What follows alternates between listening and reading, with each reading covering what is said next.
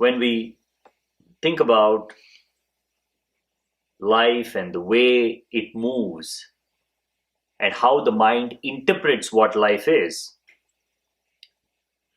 we can see that real joy, real contentment has nothing to do with the destination. It does not matter where you're going. Even if it is in the right direction, how can your joy and contentment be in the destination? If it is in the destination, then by definition, life cannot be joyful. You cannot enjoy a moment just for the sake of it. Your whole life, you have to keep on waiting for something to happen. And that is how most of us live. Just waiting and waiting and waiting. We don't wake up in the morning thinking about how wonderful this day is going to be, how much life I've been given one whole day. Well, you can die the next moment, but at least that much optimism is not bad. One whole day to live. What can you learn today? What can you discover about yourself that's going to surprise you? What will you do that will surprise you? We don't wake up like this. We wake up as if we have been assigned a task, and our job is to accomplish that task. So when we wake up with a sense of burden, a sense of responsibility, with a set of activities to accomplish. Now, right there, we forget what life is. We forget living. We are always preparing to live. You can just be free. You can just take a walk. You can just sit quiet if you want. You don't have to be doing something all the time. Now, this is a concept that is totally alien to the Western mind.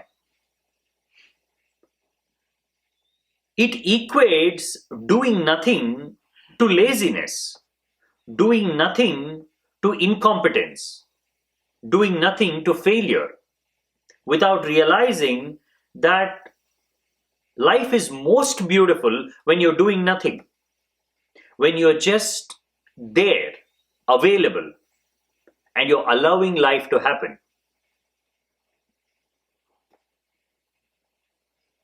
Alan Watts is talking about Zen, and he says once a Zen master was invited to a conference, and he's asked a question. For almost 10 minutes, the Zen master is quiet. And at the end of 10 minutes, he says yes. Alan Watts says he was not thinking about the answer in those 10 minutes. He was just quiet.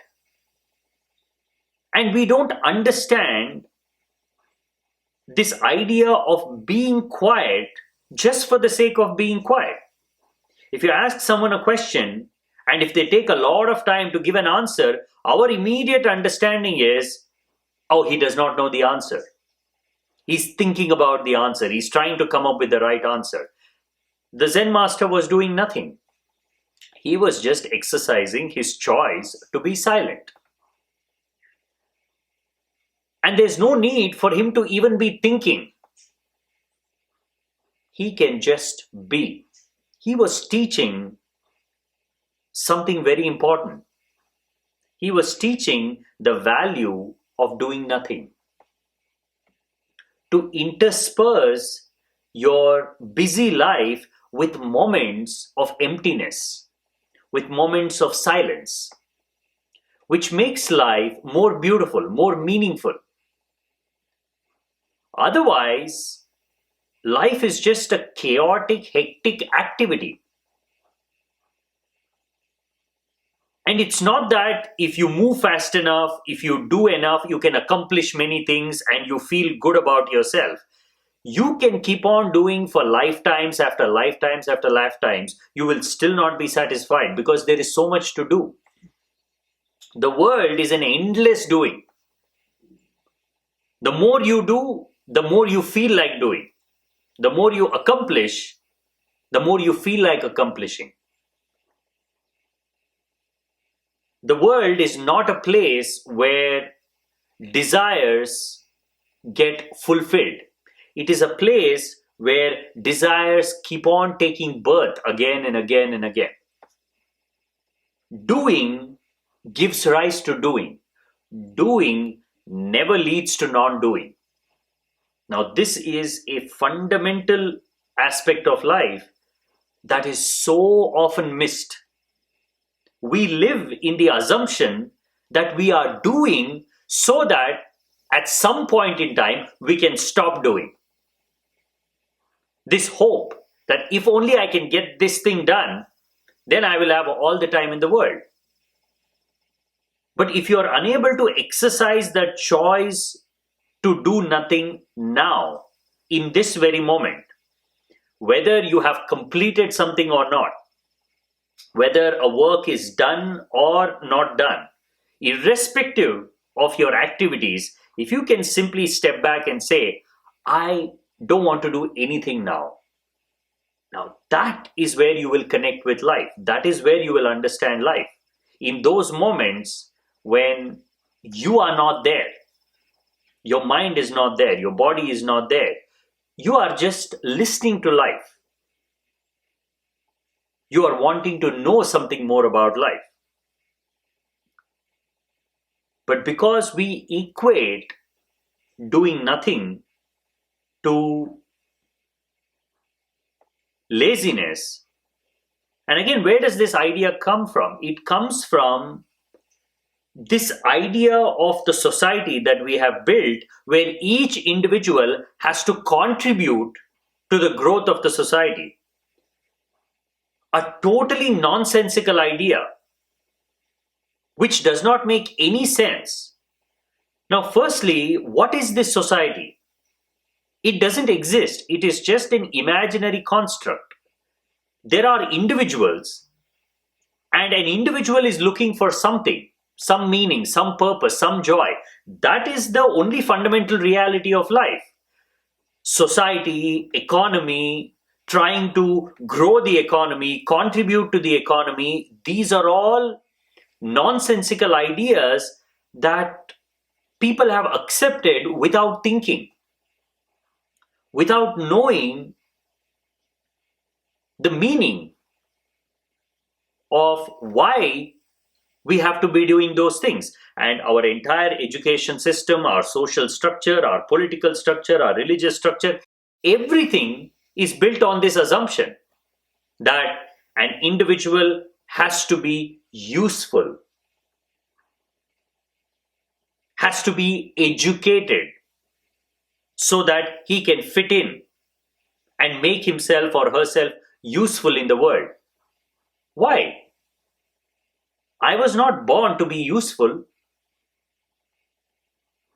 That is not how I was born. I was not born with a fixed set of skills. I was not born a driver. I was not born a mechanic. I was not born a lawyer. I was not born a doctor. All these things I picked up along the way. And most of it because you have been telling me that I need to make myself useful. Otherwise, my life was perfectly fine. I would have figured out something to do. I would have taken more time. I would have walked a little slowly. I would have been a little more alert, a little more watchful. The entire quality of life would have been different. As opposed to just a blind dash. Look how people wake up in the morning. Look how they move. And look how much of regret they are filled with in the end. When the time comes to realize that you cannot be here forever, your body is failing, your mind is failing, or you can see that death is always round the corner, you will see you've done nothing. The same idea of doing something continues. Oh, I didn't do enough. I wish I could have done this. I wish I could have done that. When in fact, you should have never been on the doing train in the first place. You should have been on the ground. There was no need to get on this bullet train and simply going somewhere fast.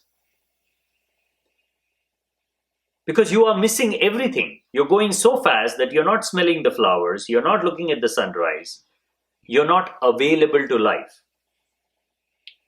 At the end, the regret, if you truly understand what life is not about how many things you did not accomplish. It is about how little attention you paid to life.